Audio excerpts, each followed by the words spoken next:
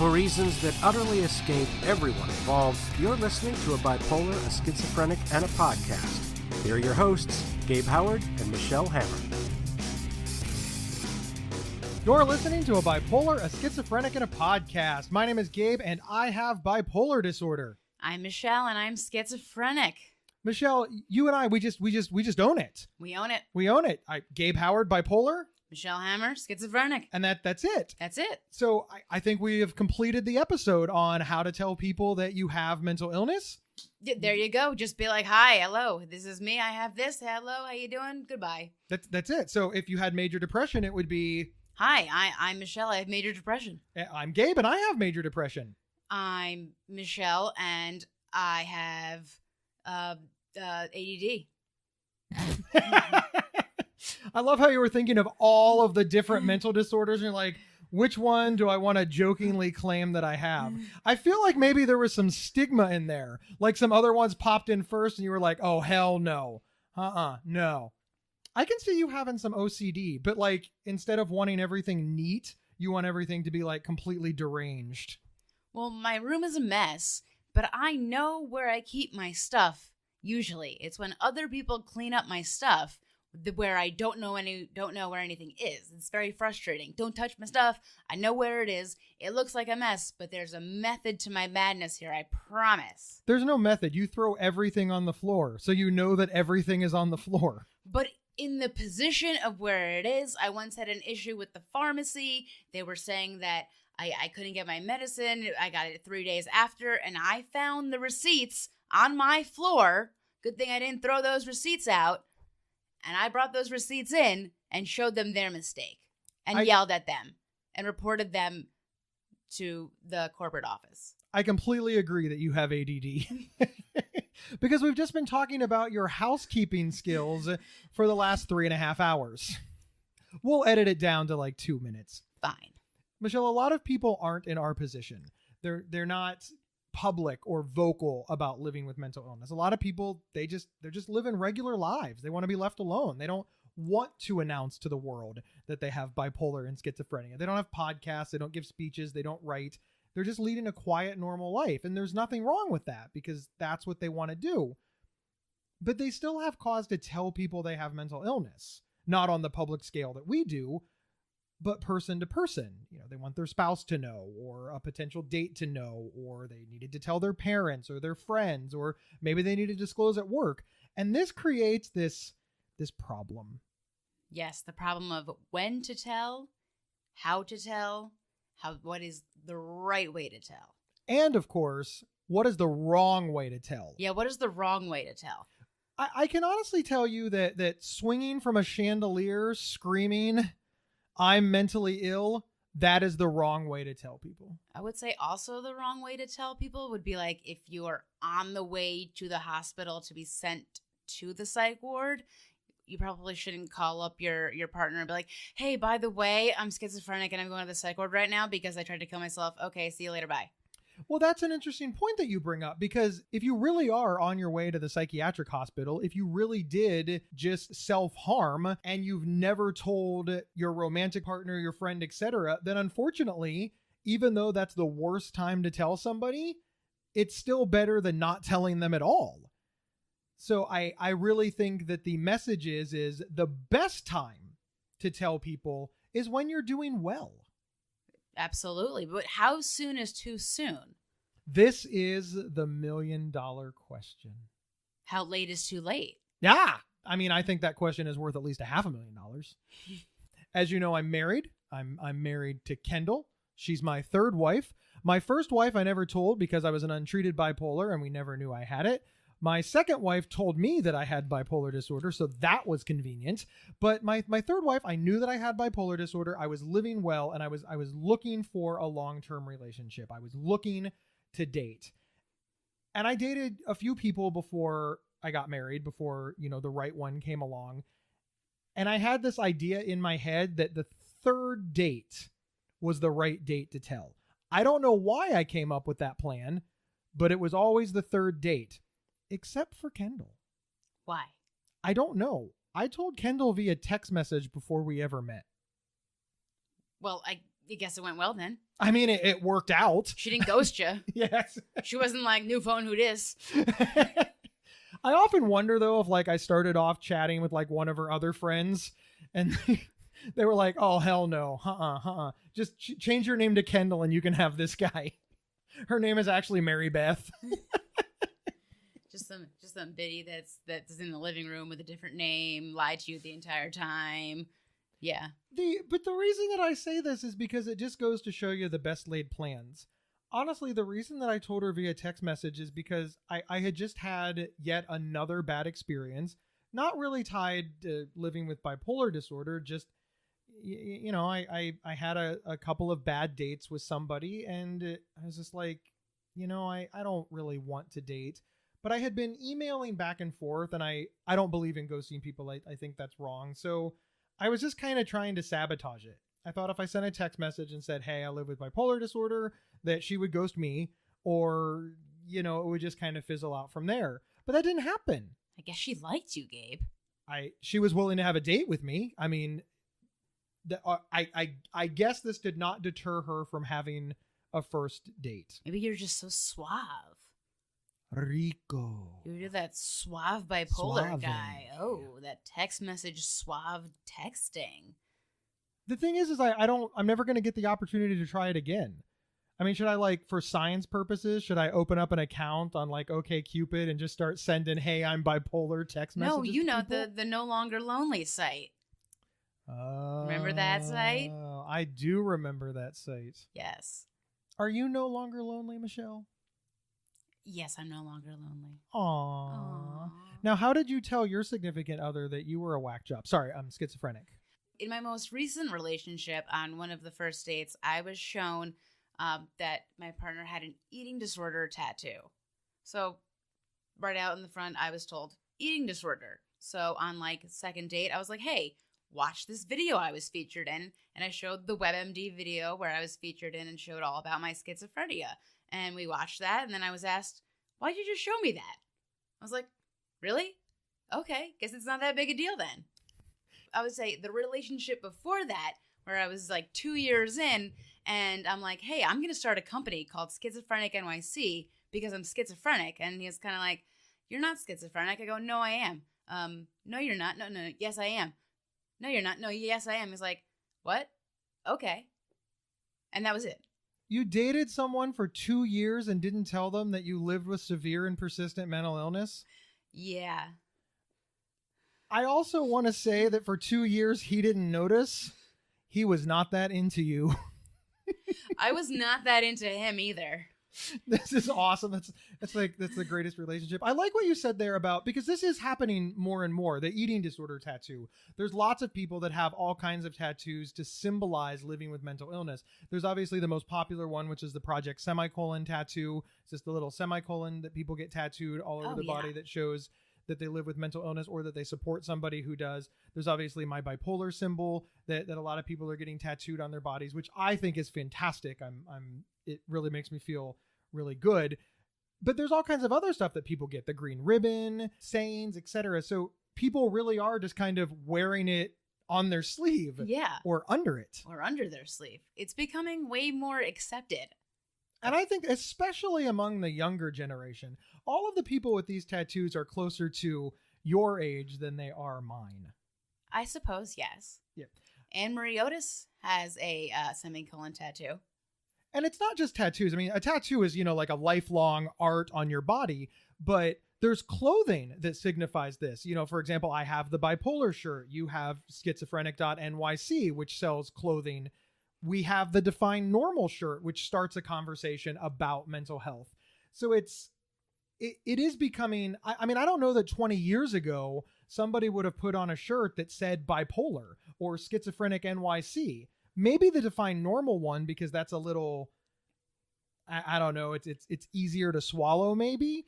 But, we also have, the pins and the stickers. And I know that we see it everywhere because, of course, we attend, just a boatload of mental health conferences. We really do.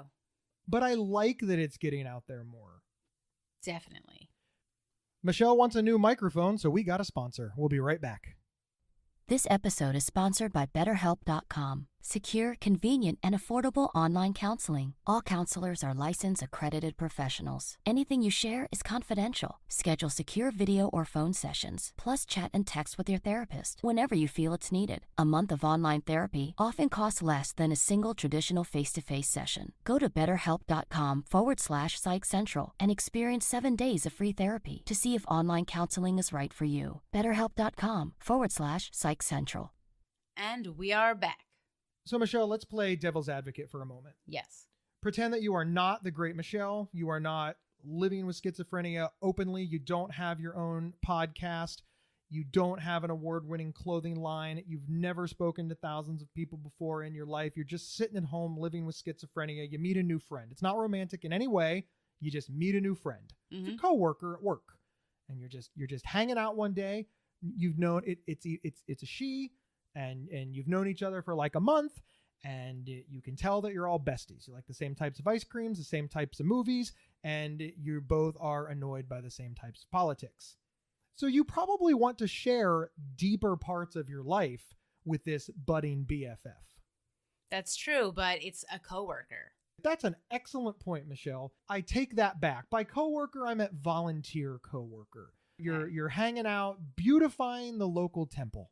You mean I can't show the WebMD video? Right, because you don't have any of this. So if I want to just share that I have schizophrenia? Yeah, and remember, you're not Michelle in this. You're just a regular person. You've lived your life, you got a great job, a nice apartment, and you're volunteering on the weekends for your synagogue, and that's how you met your budding BFF. I think I would just, you know what? I don't know if I would share it. I don't really know. I think I would wait a longer time. Like how long? Really depends how close we are. This is kind of a hard question to answer. Do I really want to share it? I'd be nervous that they would judge me differently, or how close is our relationship? If we were super close and I knew there was going to be no judgment whatsoever, I would just share the information because the person knows me for me. If I felt a little uncomfortable, if I felt like the person judged other people all the time, then I wouldn't share it at all. I would have to notice how that other person judges other people when we're around. Do they gossip a lot? Do they talk bad about people? I really have to gauge the other person's personality to really decide if I'm comfortable telling them.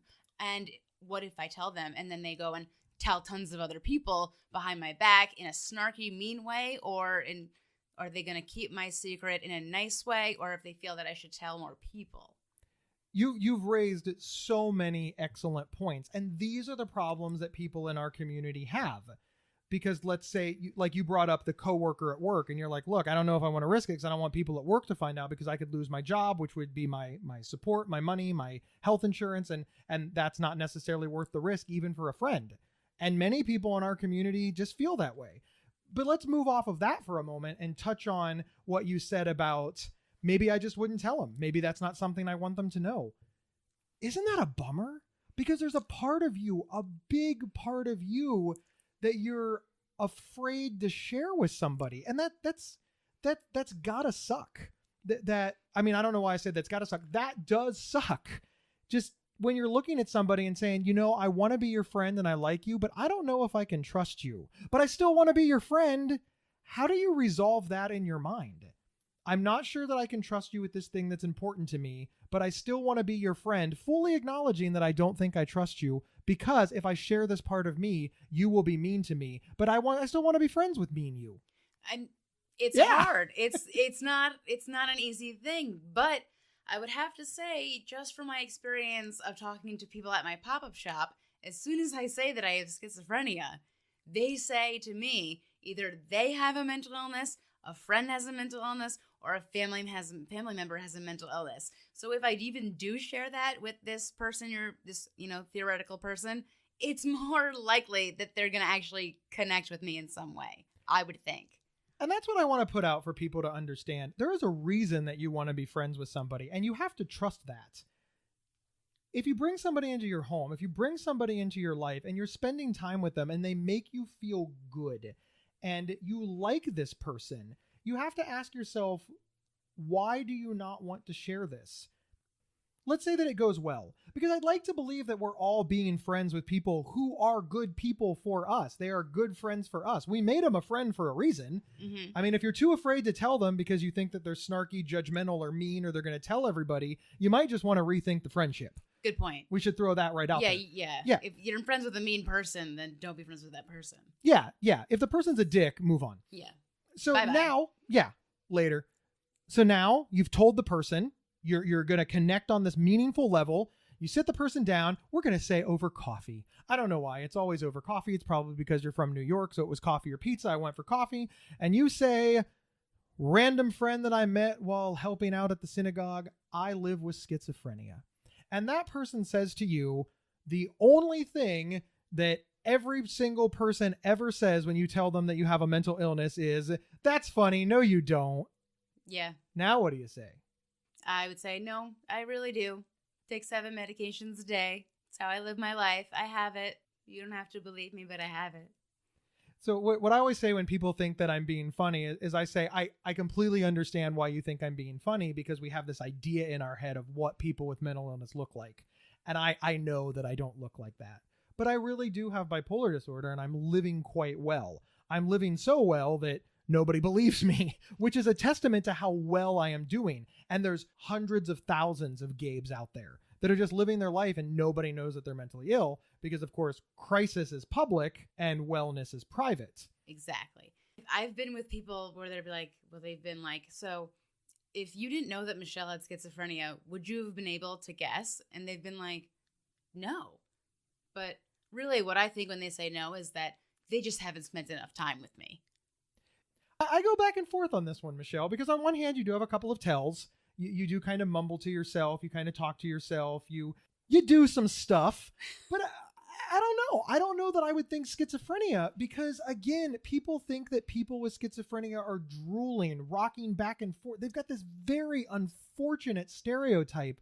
And you are incredibly articulate, and you are smart, and you are accomplished and achieved. So I might just think you were weird.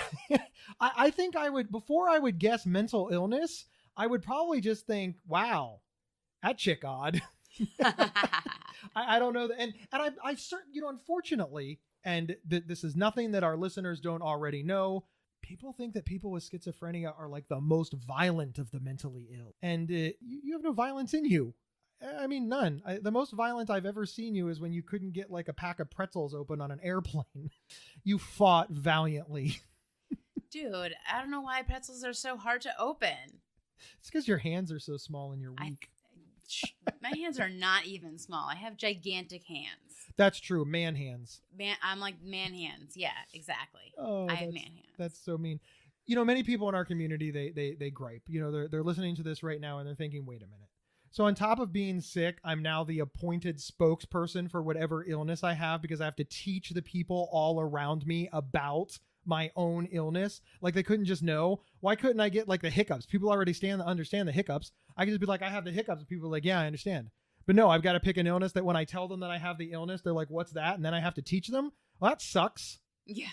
But yeah, it does suck. But that's where we are right now. That's why more and more people need to talk about it, so everyone can understand what mental illness really is and what it entails. That is very, very true. And if you think about it, there's a lot of illnesses that are this way. It's not just mental illness. There are no end to the number of diseases and illnesses and maladies that happen to people. And whenever something medical happens to somebody, people have questions. My father had to have heart surgery a few years ago. I know what a heart is, and I know what heart surgery is. I had a ton of questions. My dad's like, I have to have heart surgery. Wait, why? What's your blood pressure? What are you doing? Are they going to use a pig valve? Actually, I think it turned out to be a cow valve. Why are we putting cows in my father? And when it gets hot, is it going to smell like hamburger? Does he milk now? No. That would be awesome. Dad milk. But so we do tend to believe, people in our community, people living with mental illness, that the reason that we're being asked is because it's a mental illness and because it's so stigmatized and discriminated against. But the reality is I think people just have questions about illnesses that they don't have because they don't understand. And asking these questions is proof that they want to get to know you. It's proof they want to understand. That's true. And sometimes my friends will get annoyed when I go delusional and I look to the side and I start smiling and talking to myself, and they go, hey, who are you talking to? Why are you smiling? What was just going on? And I'm like, oh, nothing. I don't want to talk about it. It's embarrassing. I don't want to say. And then they get mad because they're like, no, what was so funny? What were you thinking about? Tell me. But I don't want to say because it's embarrassing that I just got caught talking to myself and that I don't want to talk about it. But then people think that I'm hiding something from them and they don't like it. So I'm kind of stuck in I don't know what to do. Do I tell them the ridiculous thing I was thinking about, which really isn't all that interesting? It just took me out of reality. Or, do I not tell them or do I tell them? I don't even know. Is there a right answer there? I don't know. No, there actually, yes. I stand corrected, Michelle. You heard it here first. Gabe Howard was initially wrong. Yes, there is a right answer. The right answer is whatever you want it to be, because it's your life and they need to respect your boundaries. I'm not saying be rude to your friends or call them names, but you need to let them know, look, when stuff like this happens, this is how I want to handle it. Still to this very day, when I have a really bad panic attack, I want to be alone. I don't want my wife to sit with me and rub my back. I don't want people to come in and give me a hug and tell me they love me. When I have a really bad panic attack, I want to sit in a room and I want to be left alone. And when I'm well and I'm not having a panic attack, I set that expectation among all of my family. Other people are different. I talk to other people who are like, when I have a panic attack, my wife brings me water and she hugs me and she loves me. And I'm like, hey, that's fantastic. That's not what I want. Until, of course, it is. Because sometimes I do want that. So, people are welcome to change their minds. You don't have to share your delusions with your friends if you don't want to, but you do need to tell them what's going on. You can't just shut them out, or they're not going to want to hang out with you because they're going to be like, we don't know what's going on with her. I get that, but that's not really an answer to my question, Gabe. There is no wrong way to eat a Reese's. And you should educate the people around you about what makes you happy and what you need. But is there a right way or is there a wrong way? The only right way is what works for you and what works for your group of friends. Because if they're unwilling to do that, maybe they're not the right friend group. And I think that if we're honest with our friends, if we're honest with our family, and we explain why we need this and how this is beneficial and what's going on and why it's important, I think that reasonable people will be supportive of what we need. I think that we have a tendency as traumatized people living with a really shitty illness to kind of scream demands at people. And nobody responds to that. Screaming, leave me alone, I'm depressed, that doesn't make people want to leave you alone. That makes people want to scream back. That makes people want to help you because they think you're going through a really rough time. Right. They don't know when they can trust you and when they can't. They don't know when to step in or when to give you space. And that's why communication is so important. And that's how come when you want to be BFFs with somebody, you should probably tell them about your illness. Or not. I had best friends that already knew I was schizophrenic before I found out I was schizophrenic. I think everybody knew you were schizophrenic. I think you're on your birth certificate, it's schizophrenic Michelle Hammer. I don't think so. In NYC. No. That's how you got the domain. No, I told them and they were like, yeah, that couldn't have been more obvious. They seriously said that to me. They're like, yeah. Like, there's nothing more obvious you could have said to us right now. We thought that's what you had the whole time. And then when my friends, they're like, yeah, we even told you that. And I was like, you did? And they'd be like, do you remember us yelling, who are you talking to all the time? And I was like, well, sometimes I was on the phone. They're like, well, how many times were you not on the phone? I was like, I was just working things out. I was just working situations out. And they're like, no, you were talking to somebody that wasn't there. And I was like, well, I guess that would have been a big red flag, I guess. Yeah, maybe a giant red flag. Yeah, I guess that was a big red flag, and I guess I should have known that sooner, I guess. Okay, maybe it was more obvious than I thought it was. But listen how defensive that you were. And this does make it harder to work with our friends and family, because our friends and family have spotted that something's going on and you're like, no, it's not. You're being mean to me. You're defending yourself. You've got your back raised and you're ready to fight. And all they're trying to do is help you. And in many cases, as we know, this devolves into just hurt feelings, arguments, and nobody getting along. Now, I know, people are going to say, hey, listen, really, you want the sick person to be the reasonable one in the room? It's rough. It's hard to advocate for yourself because you're both sick, the expert, and you've got to like teach everybody and be an advocate. It's a real big pain in the ass. But this is what we're left with. So, tell your family, hey, I'm going through a lot. Maybe you could chill. Maybe you could forgive me for the times that I was defensive and angry. As you pointed out, I was sick. Maybe cut me some slack. And I think that sometimes this works. This is how I made up with my family. I was like, yeah, I know a lot of shitty things got said. But as you pointed out, I was sick. And they're like, that's a good point. We did know you were sick. And they were stressed out too. Come to think of it, it's all their fault. Mm-hmm. Yeah. Hear, hear. That's the takeaway. Our family's messed up. Yes. Yes. Yes. Yes. Yes. Yes. Our family's made us mentally ill. No, that is like one of those myths that just will not end. Nature versus nurture. Michelle, it is always great hanging out with you. Listen, if you've got somebody to tell, rip the Band-Aid off. That is the best advice that Gabe Howard has for you. I think that Michelle will agree. I do agree. Just be confident in who you are. And if you're going to tell somebody, be proud of yourself. Don't put yourself down. And if you are, the more confident you are, the more the person will accept you. That's true. And the more they'll understand. And remember, if somebody asks a lot of questions or they're scared, it shows how much they care about you. That often gets misread as anger, distrust, and it makes people defensive. Don't. People should be curious about what's going on because chances are they don't understand. And if you're honest with yourself, when you were first diagnosed, you had a lot of questions too, and you didn't understand either. Mm-hmm. Thank you, everybody, for tuning in to this episode of A Bipolar, a Schizophrenic, and a Podcast. Remember, you can go to store.psychcentral.com and grab the Define Normal shirt. It's literally the best shirt that we sell. So please go ahead and grab it over at store.psychcentral.com. Go to iTunes, Google, Stitcher, Play, or Spotify. Leave us a whole mess of stars and write a review. It really helps. Finally, share us on social media. Comment on psychcentral.com/BSP and make us famous. We will see everybody next week. Be brave.